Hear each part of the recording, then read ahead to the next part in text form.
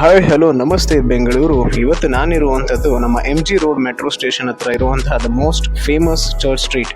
ಈ ಜಾಗ ಎಲ್ಲರಿಗೂ ಗೊತ್ತು, ಆದರೆ ಅಲ್ಲಿರುವಂಥ ಈ ಸ್ಥಳ ಎಷ್ಟೊಂದು ಜನಕ್ಕೆ ಗೊತ್ತೇ ಇಲ್ಲ. ಅದೇ ಇಂಡಿಯನ್ ಕಾಫಿ ಹೌಸ್. ಹೌದು, ಇದು ಬೆಂಗಳೂರಿನ ಒಂದು ವಿಂಟೇಜ್ ರೆಸ್ಟೋರೆಂಟ್ ಅಂದರೆ ತಪ್ಪಾಗಲ್ಲ.